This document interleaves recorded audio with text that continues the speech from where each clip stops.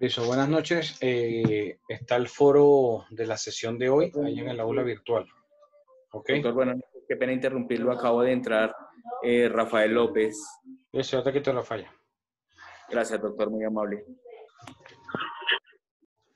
Entonces, está ya en el aula el foro de la sesión de hoy. ¿Ok? Vamos a hablar primero del contrato de depósito y luego hablamos al final de las notas.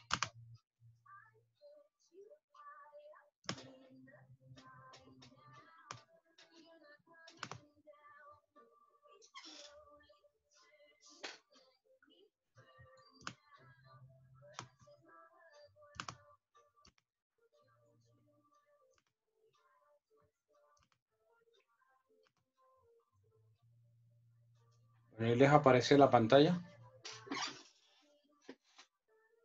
Sí, señor. Okay. Bueno. A ver, ¿quién me podría decir cuando escucha la palabra depósito o depósito mercantil, qué se imagina? ¿Quieres dejar algo en custodia o guardado? Ajá. ¿Qué más? William. Doctor, buenas noches. Buenas Pues noches. depósito yo diría es como dejar algo o como en garantía para el beneficio propio o beneficio de alguna persona en común. Puede ser familiar o de amigo. ¿Quién más? Gracias. Profesor. Es como una prenda que dejan como la consignación como en lo de los vehículos, ¿puede ser? No. El depósito no es que se deje en garantía. El depósito es un almacenamiento. Sí, es un contrato en el cual una parte se compromete a custodiar un bien de otra persona. ¿Ok? Profe, Sí. ¿puedo participar? Sí, sí. ¿Puede ser como un depósito judicial? No. Precisamente estoy aclarando que no es lo que se están imaginando de depósito como garantía, ¿no? Si miramos el artículo 1170, habla de la remuneración del depósito. Dice, el depósito mercantil es por naturaleza remunerado. O sea, cuando una persona le va a guardar a otra algo, algún bien. Doctor, Profe, como un ¿sirve el parqueadero. arrendamiento de una finca, por ejemplo, dejar a alguien cuidando la finca y yo pagarle por cuidarla? No. No sé por qué lo siguen tomando de la forma Profe, equivocada. El profe, depósito va a ser profe, guardar. Profe, es como Guardar una algo. compra. Es como una compra. No, profe, ojo. cuando traen una mercancía del otro lado y queda en depósito mientras la nacionalizan y pagan los impuestos y algo así. Ajá, exacto. O sea, un almacenamiento. Guardar Señor. unos O una bienes. compra. Donde No, los dos partes se ponen de Yo acuerdo. compro una no, mercancía no. en Es el un almacenamiento. Japón, mientras Ojo. llega aquí, O sea, se llega puede aquí, decir que depósito, contrato de depósito es el almacenamiento de un elemento en un lugar específico en donde cada persona tiene intereses y beneficios. El depósito mercantil, por eso estoy diciendo, el depósito mercantil no es una garantía. El depósito mercantil es el almacenamiento de una mercancía, ¿sí? De unos bienes. Entonces es un contrato en el cual el depositario, ¿sí? Custodia un bien o unos bienes que se le ha dejado por cuenta de otra persona. Y este depositario va a recibir una remuneración, es decir, el depósito siempre debe ser remunerado. Pongamos que alguien va y deja un carro en un parqueadero y pasan las horas, los días, los meses y los años. Si cobraran como cobran el 99% de los parqueaderos aquí en la ciudad, imagínense 2 años de parqueadero. ¿Cuánta millonada le saldría? Porque terminaría siendo un depósito, o sea, guardando ahí la cosa. cual cosa, el vehículo que le dejaron parqueado. Entonces, ese hecho de custodiar, de guardar un bien que es ajeno, ese es un contrato de depósito. Entonces va a tener derecho a una remuneración el depositario.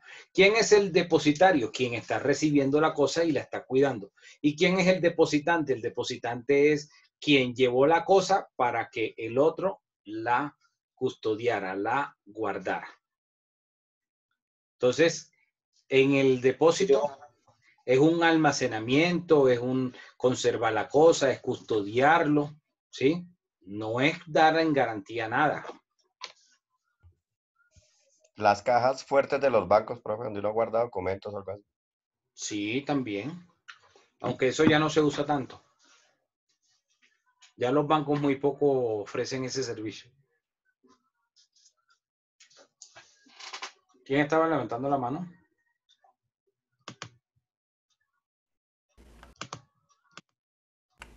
William. Yo, profe. ¿Quién es yo? Doctor, Rodrigo. Rodrigo y después William. Gracias. Doctor, buenas noches.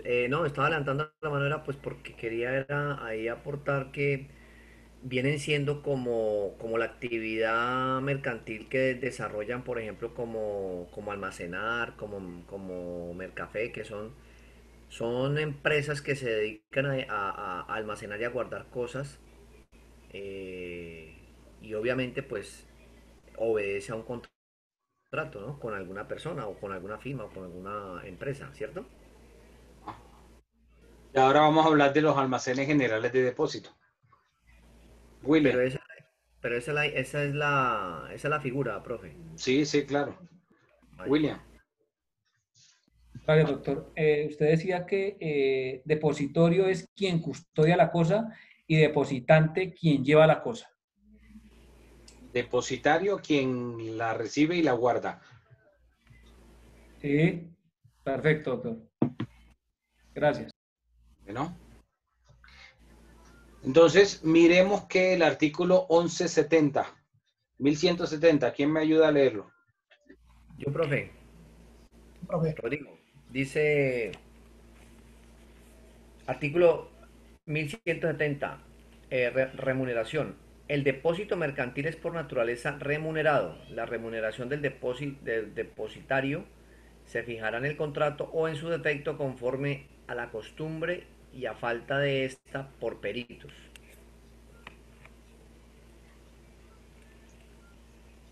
Ok.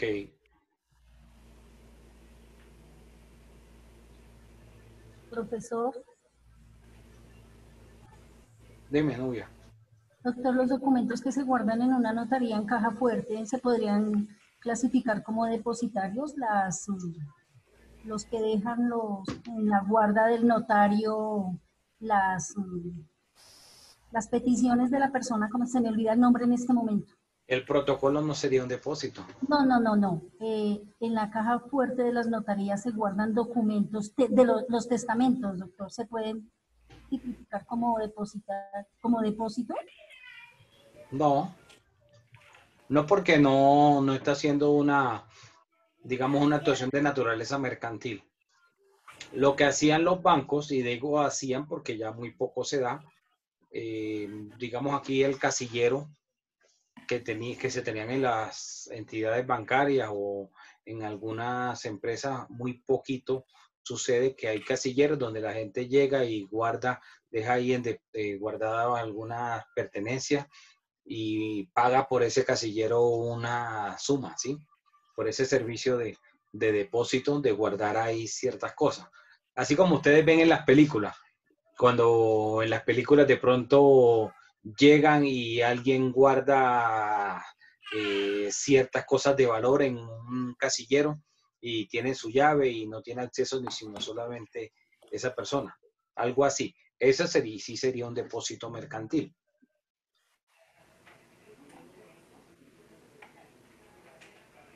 Dime, Rodrigo. No, ya, profe, ya.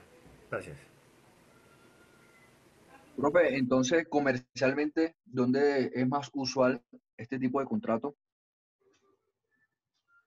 ¿Cómo?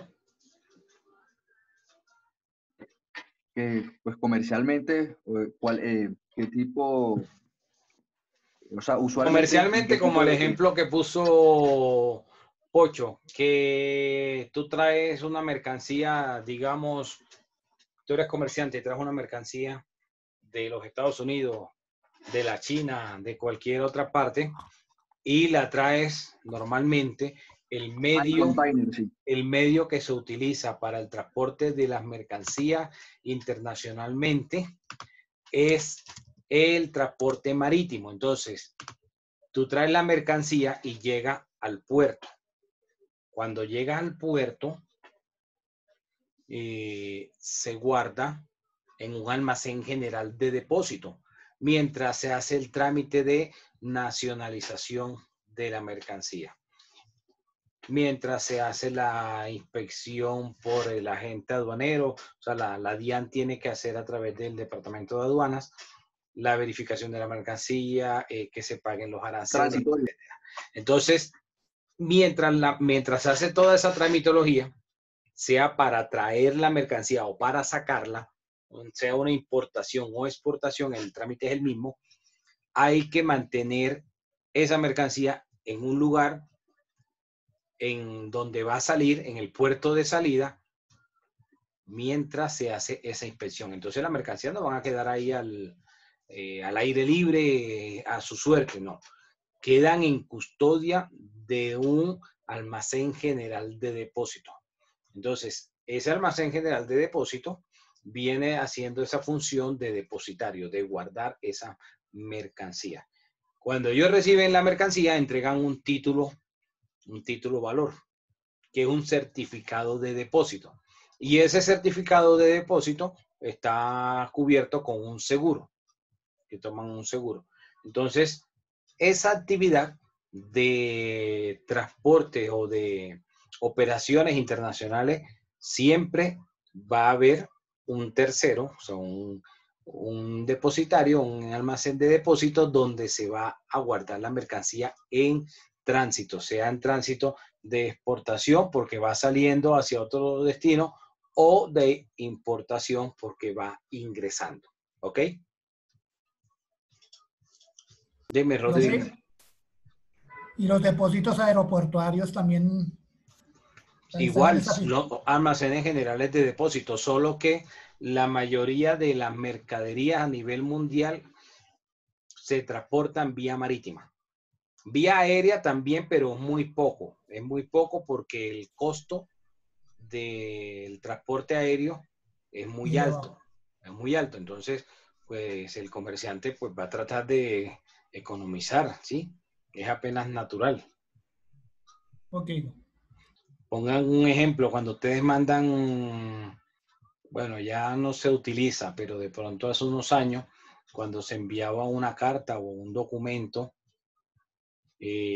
para otro país, y si se enviaba por DHL, llegaba como en 3 días hábiles, pero valía una cantidad de dinero comparado con si se enviaba por el Servicio Postal Nacional, era mucho más económico.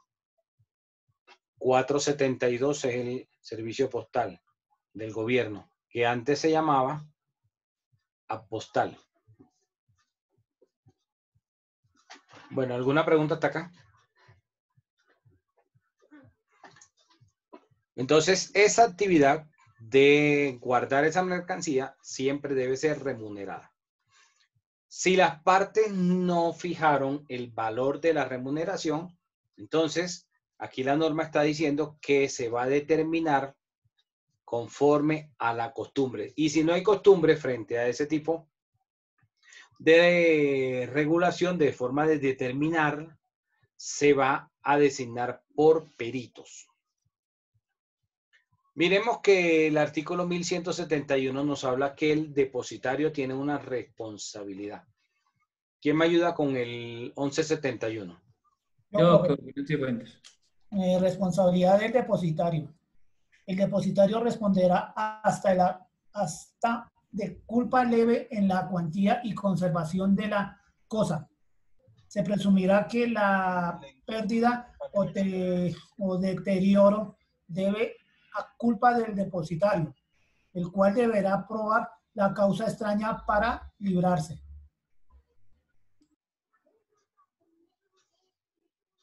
Ok, ¿qué entendiste de ahí? Que el depositario, primero que tiene la custodia de la cosa, ¿no? Ajá. Y que él debe conservar la custodia hasta que se logre entregar, ¿no? Hasta que se legalicen, me imagino yo, los documentos o papeles de lo que tenga depositado. Y pues para que no se pierda el deterioro ni se vaya a maltratar pues lo depositado en eso, ¿no? En esa bodega o en ese depósito, ¿no? Bueno, a ver, yo hago una pregunta para Julio o para cualquiera. Si el depositario tiene la mercancía y se le entraron al local y se le robaron esa mercancía que le habían dejado en depósito, tendría que responder, sería responsabilidad del depositario, sí o no, y por qué. Sí, doctor. ¿Por qué, Chilito? ¿Por qué, doctor Chilito? Porque él ya hizo un contrato y en el contrato esa es la responsabilidad de él, cuidar, almacenar hasta que ese elemento, esa cosa, esa mercancía, otra vez la reclame el dueño o salga salga pues para el destino que tenga, donde él ya se le entregue a otra persona. Por eso, pero tendría que responder si tú tienes cualquiera que sea el establecimiento. Cualquiera que sea el establecimiento. Yo puedo participar. Se te pierde como depositario la cosa. Bueno, responde, Alexander. ¿Es obligación del depositario, Alexander, sí o no, y por qué? Sí, el depositario es responsable porque casualmente tiene a su cargo la custodia y pues custodiar significa cuidar. Si se le pierde, tiene que responder. Cuidar y proteger. Tendría que demostrar que no es su responsabilidad. O sea, en principio va a ser responsabilidad del depositario. Cuando dice ahí que el depositario va a responder hasta de la culpa leve, si ustedes se van al artículo 63 del Código Civil, ¿cómo define el Código Civil la culpa?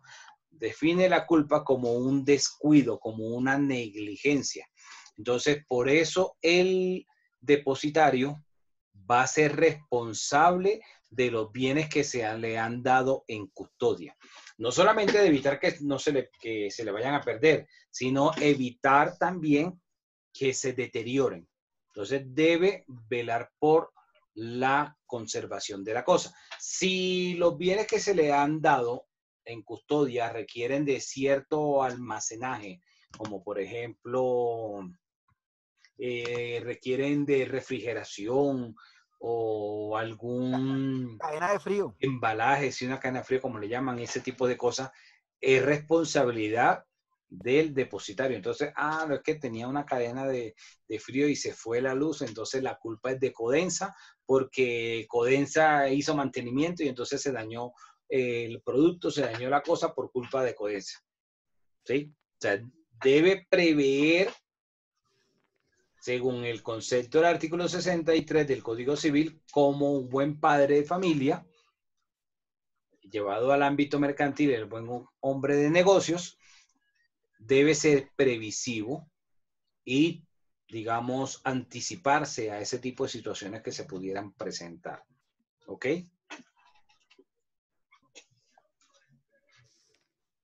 ¿Alguien iba a preguntar algo? Sí, doctor. Dime, novia. Doctor, en este tipo de contratos, ¿eso no lo ampara los certificados de depósito o algún seguro? Por ejemplo, para ese tipo de mercancías que llegan de aeropuertos. Depende, si está un almacén general de depósito, en el almacén general de depósito debe pedir un título valor, un documento que es un título valor que se llama certificado de depósito. Y ese certificado de depósito ese certificado de depósito va a ampararse las mercancías por un seguro. Pero esa es bajo esas condiciones, pero hablando de fuera de esos escenarios, o sea, de un depósito por cualquier otro comerciante que no necesariamente sea un almacén general. Gracias, doctor. Ok. Bueno. El 1174. ¿Quién me ayuda con el 1174? Artículo 1174. Devolución de la cosa depositada. La cosa dada en depósito deberá ser restituida al depositante cuando lo reclame, a no ser que se hubiere fijado un plazo en interés del depositario. El depósito podrá, por justa causa, devolver la cosa antes del plazo convenido. Si no se hubiere fijado término, el depositario que quiera restituir la cosa deberá avisar al depositante con una prudencial antelación según la naturaleza de la cosa. La restitución de la cosa supone la de sus frutos y accesorios. Ok. ¿Quién me puede dar un ejemplo de esa última frase de que la restitución de la cosa supone la de sus frutos y accesorios?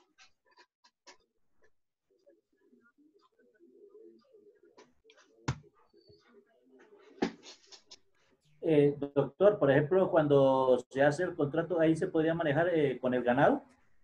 Ajá. ¿Cómo operaría con el ganado? Pues que uno, por ejemplo, compra terneras para supuestamente que crezcan y venderlas posteriormente. Y si tienen los terneros, pues también tendría que entregarlo con los terneros, que sería el fruto, ¿no? Pienso yo, no sé. Exactamente.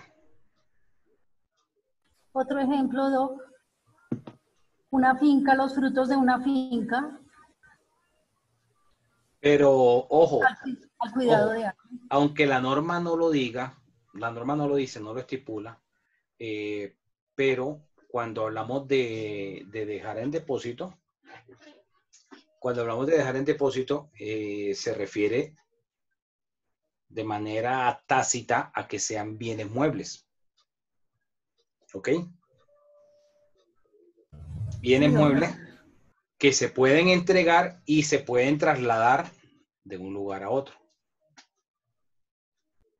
Si habláramos de pronto de un inmueble, ya no sería fácil encasillarlo dentro del concepto del contrato de depósito mercantil. No digo que la norma lo prohíbe expresamente, pero no sería tan fácil poderlo encasillar dentro de este concepto. Porque de pronto cuando se le entrega, por ejemplo, una finca a otra persona, como el ejemplo que ibas a poner, se utiliza el contrato de arrendamiento, y el contrato de arrendamiento que se aplica para los bienes rurales como la finca están amparados por el Código Civil. Entonces, por ejemplo, en el Código Civil, el arriendo de los predios destinados a, digamos, a arrendarlo, como las fincas, se paga un canon por años. En su momento, el legislador estipuló que el pago del arriendo rural se pagara por años, teniendo en cuenta los tiempos que puedan durar las cosechas. Entonces, ese tipo de, digamos, de contratos estarían cubiertos por un arrendamiento establecido en el Código Civil, no por el contrato de depósito. ¿Ok? Sí, doctor, gracias. Y, por ejemplo, si tú le fueras a entregar, digamos, a Julio, que Julio fuera un, como dicen los gringos, un real estate, que tuviera una inmobiliaria, ¿sí? Que hiciera esos trámites como inmobiliaria. Entonces, tú lo que vas a hacer es firmar con él un contrato de administración del inmueble, más no de depósito como tal, sino de administración del inmueble, para que con esa administración pueda ofrecerlo para celebrar contratos de arriendo, que pueda escoger, digamos, la mejor opción para celebrar un contrato de arrendamiento y ese tipo de cosas. ¿Ok? Sí, don, gracias. ¿Preguntas hasta acá?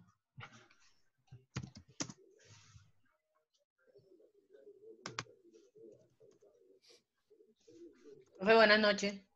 Hola, Luz Darín, dime. Yo no me conecté a tiempo. Hágame un favor, ¿tú me puedes decir de ese contrato de depósito como la característica general para saber que se está presentando este contrato? Que la persona que recibe el depositario se comprometa a guardar la cosa, ¿sí? Y el depositante, que es el que está entregando la cosa, pues debe pagar una remuneración por la labor que realiza el depositario. Digamos como que ese es el objeto del contrato como tal. ¿Quién me podría explicar qué significa el derecho de retención?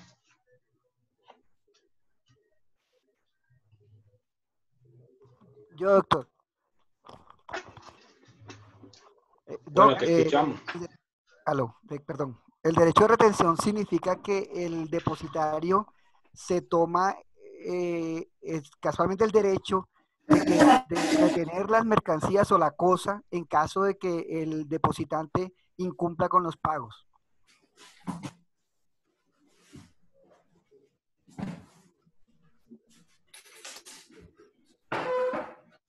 Repítelo otra vez, por favor. Sí, doctor. Decía que este derecho significa que el depositario tiene el mismo derecho de retener las mercancías o la cosa que esté guardando en depósito si el depositante incumple con el pago de dicho encargo. O sea, al contrario, ¿no? No, sí, lo dijo bien. El depositario es el que tiene la cosa. Y entonces el que tiene la cosa guardada puede retener la mercancía hasta que el depositante le pague la remuneración.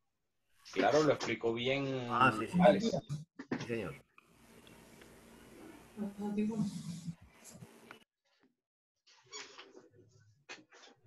Ahora, ¿dónde debe hacerse la restitución de la cosa? La restitución de la cosa debe hacerse, como lo estipula el 1178, el 1178, debe entregarse la cosa en el lugar donde se estaba custodiando. ¿Ok?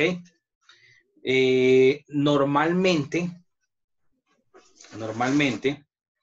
la cosa va a ser entregada donde se estaba custodiando, toda vez que digamos que si se comprometiera el depositario a trasladarla, entonces tendría que pactarse el costo del traslado desde el lugar donde se está realizando el depósito hasta el lugar donde se solicite la restitución.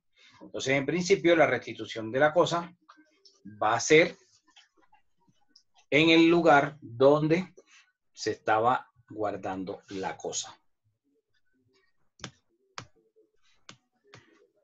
El 1180 habla del depósito en los almacenes generales, como lo mencioné hace un momento. ¿Quién me ayuda con el 1180? Yo, doctor. Artículo 1180. Depósito en almacenes generales. El depósito en almacenes generales podrá versar sobre mercancías y productos individualmente especificados, sobre mercancías y productos genéricamente designados, siempre que sean de una calidad homogénea, aceptada y usada en el comercio, sobre mercancías y productos en proceso de transformación y beneficio, y sobre la mercancía y productos que se hallasen en tránsito por haber sido remitidos a los almacenes en forma acostumbrada en el comercio. Ok. Entonces, esos almacenes generales de depósito como lo mencioné anteriormente, pues van a guardar, van a custodiar esos bienes y también pueden estar, digamos, ubicados en otros sitios donde también puedan guardar la mercancía, además de los sitios por donde se hace tránsito de las mercancías para para la operación de comercio exterior, sea de exportación o de importación. Así como este contrato, hay muchos contratos más. Hay muchos contratos más que se utilizan a nivel del comercio.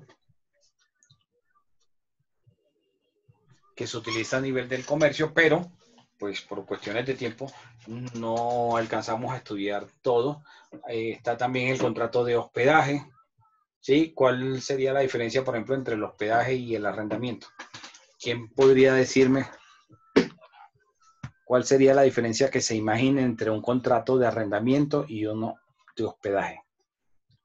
Que el hospedaje es para personas. Es para personas. Y que este ¿Y el otro es arriendo para... Doctor, No, pero es que el hospedaje... Creería que es el tiempo. No, el tiempo, el ánimo. Es el ánimo de permanencia que mantenga el que arrienda y el que se hospeda. El que se hospeda es transitorio y el arrendatario es con ánimo de permanencia. Lo que pasa es que el hospedaje sería como un grupo, ¿no? O sea, en el que incluye pues obviamente los servicios, incluye las instalaciones, incluye los muebles y demás, y es por un tiempo más corto. Mientras que el de arrendamiento ya sería, digamos, por una propiedad más amplia y por un periodo de tiempo mucho más largo.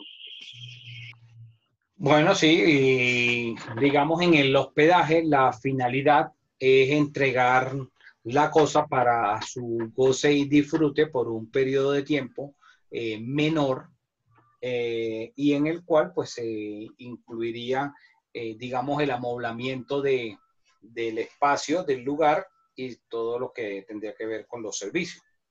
Entonces el hospedaje, digamos, tiene unas reglas diferentes al arrendamiento y están establecidas en el Código de Comercio. Se puede hablar de que el hospedaje se va a pagar, el hospedaje se va a pagar al vencimiento, ¿sí? Diferente al arrendamiento. En el arrendamiento siempre se va a pagar de forma anticipada el contrato.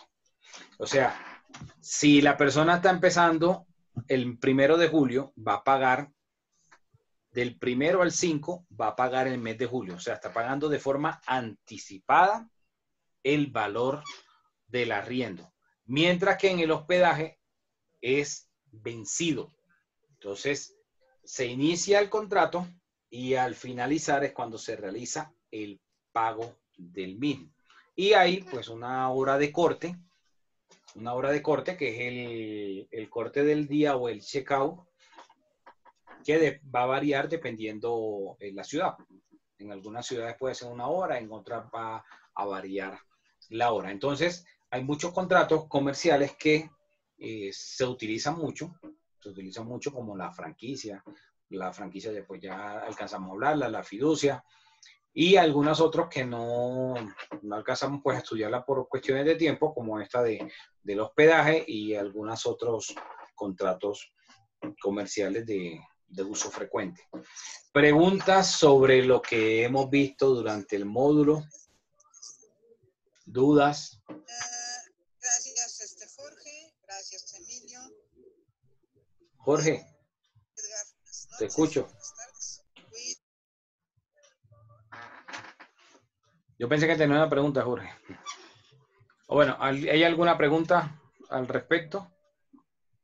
Profe, en el hospedaje también se puede cancelar antes de tomarlo. Normalmente se paga al finalizar. Normalmente. Y en eso serían, por ejemplo, las cabañas de cuando uno va a vacaciones, ¿profe? En ese caso, por ejemplo, en Colsubsidio, que tiene cabañas para alojar a las personas, cuando uno va a vacaciones, uno los paga con antelación, ¿no? Bueno, sé si pero entraría ahí, ¿no? podría entrar, pero digamos que no es como no es la costumbre. La mayoría de las veces cuando tú vas a un hotel, tú pagas después. Normalmente lo que hacen es pedirte como, digamos, como un depósito, un anticipo, una garantía de que tú vas a cumplir yéndote a hospedar en esa fecha.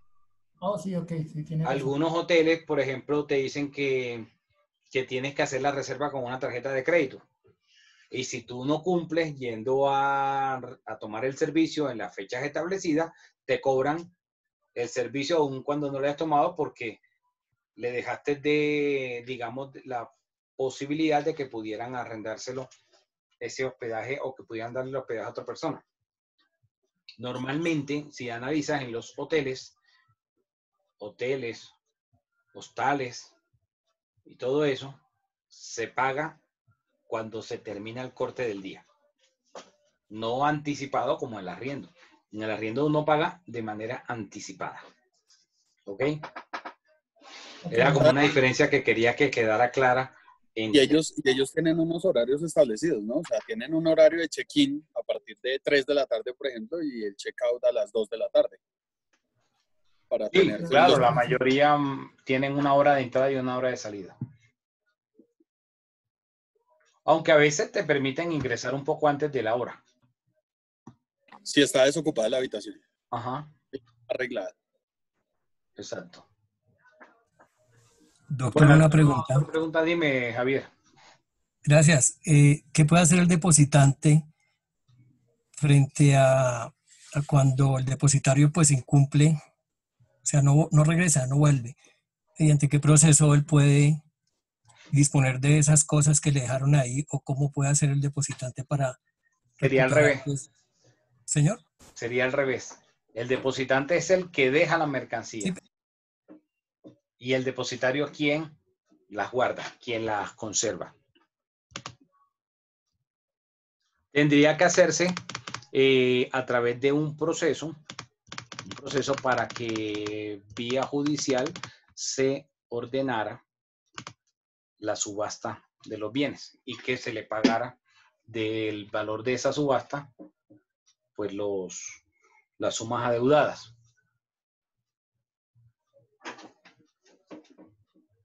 Profe, ¿y eso por cuánto tiempo se tiene que hacer? O sea, ¿cuánto es el tiempo que debe depositar la persona para que...?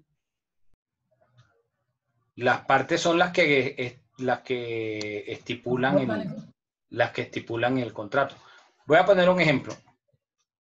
La situación que plantea en el ejemplo Javier no es fácil para el depositario. Ustedes han visto que a veces cuando la persona deja el carro mal parqueado, pasa la grúa y se lleva el vehículo, ¿cierto? Y se lo lleva para los patios. Y entonces hay gente que deja que pasen días, meses e incluso años y no van a reclamar la cosa. Pero hay un contrato de depósito. O sea, a la brava, pero hay un depósito. Ese parqueadero tiene que conservar ahí la custodia de la cosa hasta que haya una orden judicial que diga remátese y entonces con ocasión del remate entrégueselo a fulano que fue el que se le adjudicó dentro de ese remate. ¿Sí? O sea, una situación que el depositario, para poder buscar que se le pague la mercancía, tendría que realizar el respectivo proceso para que a través de la orden judicial se remataran los bienes en su custodia. ¿Ok?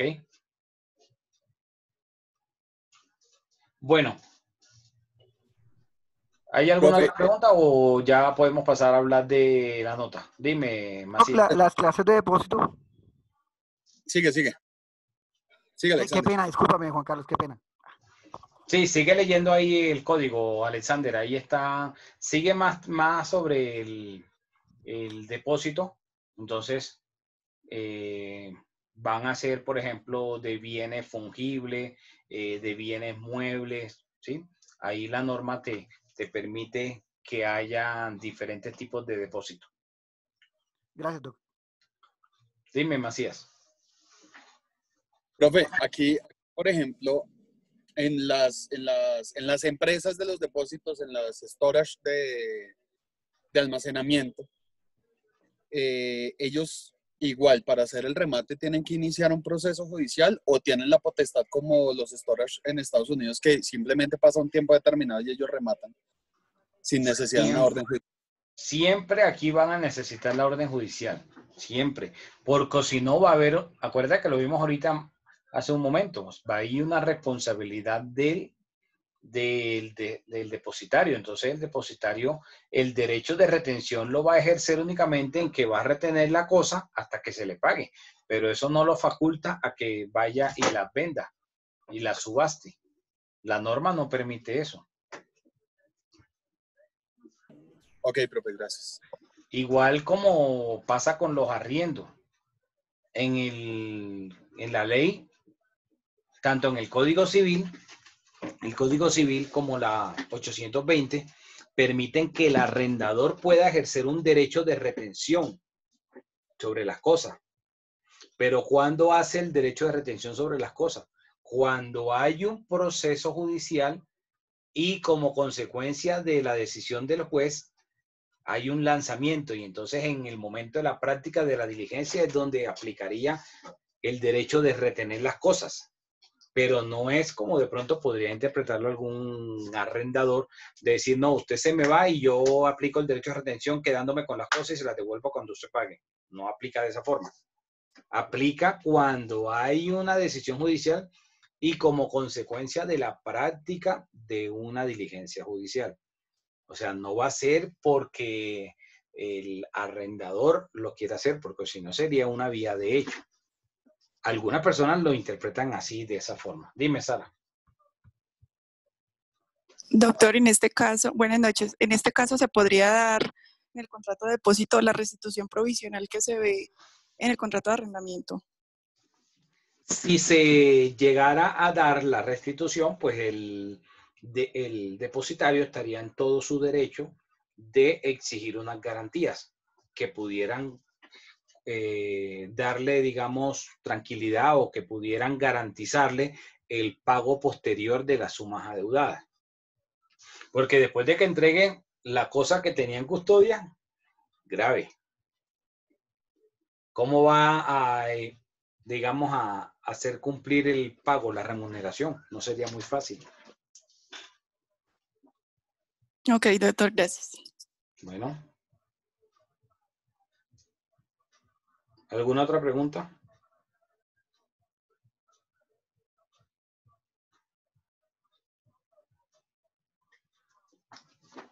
¿Alguna otra pregunta? ¿No? Sí, doctor. Dime. Doctor, hágame un favor. Es que no sé si de pronto los otros compañeros pudieron, pero no pude ver el examen, el de ayer. Está volando. ¿Nadie tuvo acceso al examen? No, Polillo está por ahí volando. No, Sí, doctor, profe, yo tampoco. yo pude ver la nota. Pude ver el 5 que saqué. Yo también pude ver la nota. El examen. De pronto será que en el momento cuando lo intentaste ver no estaba habilitado, William, pero intenta verlo ahorita a ver. Vale, doctor, voy a revisarlo. Muy formal, gracias. Bueno, ¿alguna otra pregunta?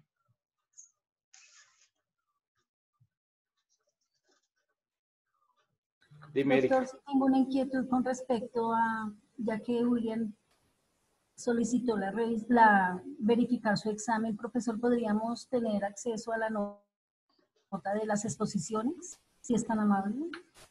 Sí, la nota va a ser 4. La nota va a ser 4.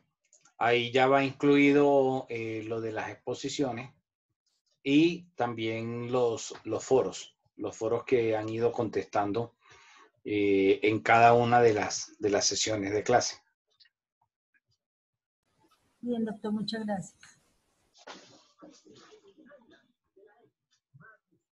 Está regulado por los principios generales del derecho consignados en el Código Civil, falso o verdadero. ¿Qué considera? ¿Cuál crees que es? Falso. Eso es verdadero. Es verdadero. No hay una ley específica de ese tipo de contrato. Entonces se aplica, como lo dije en clase, se aplican los principios generales que tiene el Código Civil. Bueno, continúo. ¿El contrato de fiducia es un contrato atípico? ¿Cuál crees que es la respuesta? Verdadero. Falso. Falso porque está regulado. Falso porque está en el código, está regulado en la norma. Atípico es que no está en la norma. Listo. Tercero, ¿el contrato de mutuo también se conoce como préstamo? Verdadero. Exacto, verdadero. Cuarto, ¿en el contrato de mutuo se puede cobrar intereses moratorios aun cuando no se han pactado? Verdadero. Ahí es falso, porque los intereses que se pueden cobrar sin necesidad de que se hayan pactado son los legales, que están en el Código Civil. Quinto, ¿el contrato de corretaje es sinónimo de comisión? Falso. ¿Qué contestaste ahí, Nubia? ¿Verdadero o falso? El contrato de corretaje es sinónimo de comisión, ¿es verdadero? ¿Verdadero? Es falso. No, doctor, es verdadero. Es falso porque cuando hablamos del corretaje dijimos las diferencias con la comisión, que en la comisión la persona, ese intermediario, actuaba de su propia cuenta sin que hubiese un mandato previo. O sea, hacía de agente oficioso. Mientras que en el corretaje hay un previo contrato. Entonces no es lo mismo. Estamos hablando de sinónimo y en el diccionario sí aparece que es sinónimo corretaje a comisión. Pero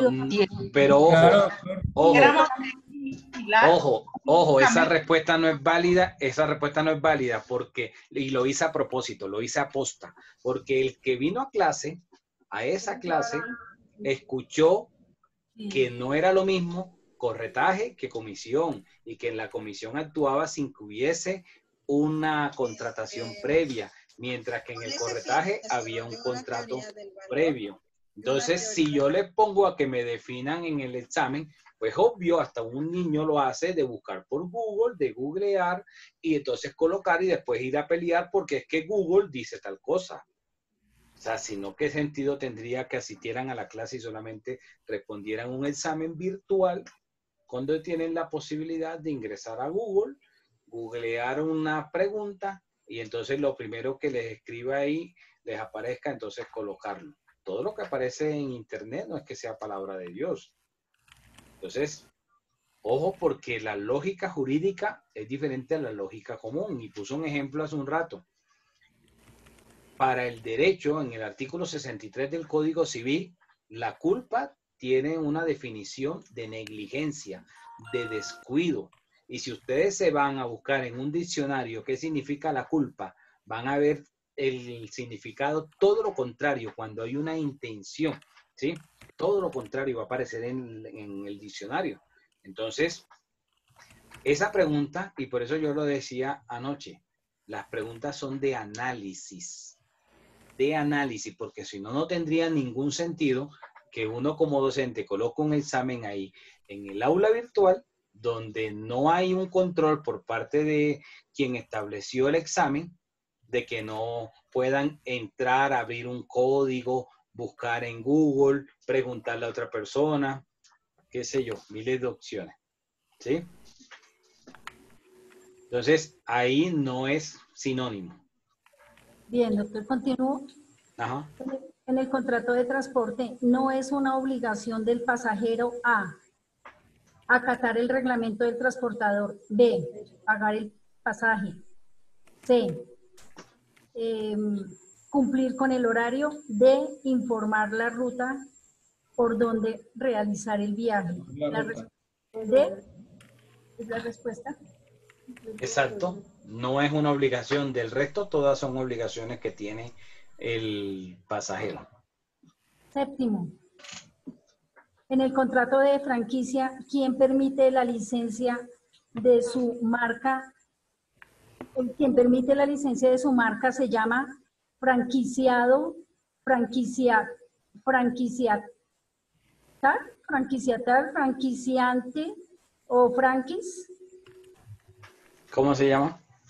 Franquiciante o franquiciador. Franquiciante, exactamente. Franquiciante, sí, doctor, está bien. 8. En el contrato de mutuo no se puede pactar A. Intereses corrientes y moratorios al mismo tiempo. B. Intereses corrientes. C. Intereses legales. D. Intereses moratorios. ¿Cuál sería la respuesta? Intereses corrientes y moratorios. No. La respuesta sería intereses corrientes y moratorios al mismo tiempo. Es así. Por el mismo periodo de tiempo. Está Es bien. lo único que no estaría permitido. 9. En el contrato de transporte de mercancía las partes son A. Transportador, remitente y destinatario. B. Ninguna de las anteriores. C. Remitente y destinatario. D. Transportador y remitente. La respuesta correcta es la A. Transportador, remitente y destinatario. Listo. 10. En el contrato de fiducia no es una parte del contrato A. Fiduciario. B. Fideicomitente. C. Fideiconstituyente. D. Fideicomisario. Fideicomisario. ¿Cuál sería la respuesta? Fideiconstituyente. Exacto, fideiconstituyente es la que no sería parte. Porque el fiduciante o fideicomitente es el mismo. El fiduciario es quien administra la cosa y el fideicomisario es el beneficiario. Y es el administrador, doctor, de la fiducia. El fiduciario. Ahí están las 10 respuestas, doctor. Listo, Las bueno, 10 preguntas. listo, las preguntas y sus respectivas respuestas. Creo que ya William así puede dormir tranquilo esta noche, ya sabe. Sí, señor, ya duermo cuáles tranquilo. respuestas. 5 puntos, Ponce. Ya pudiste Gracias, tener acceso al examen. Más William. 5 puntos para mí, profe, también. Gracias, doctor. Luz Dari, 5 acuérdate que a puntos ti te para quedó en todos. 2.99, Luz Dari. ¿Usted me va a hacer perder la materia, Ala? Bueno, ¿alguna otra pregunta? Bueno, entonces yo le estaré enviando tan pronto tenga las notas a Ponce para que Ponce las envíe al resto del grupo, ¿ok? Nos vemos en una próxima ocasión o si no en el consultorio jurídico, Dios mediante. Tengan una... Gracias, profe. Doctor, muchas gracias. Y felicidades, doctor. Gracias, Muchas gracias. Gracias por todo, profe. Gracias, profe. Ok, Gracias. feliz noche. Gracias, profe, muy amable. Ya puedo bajar la mano. ¿Cuándo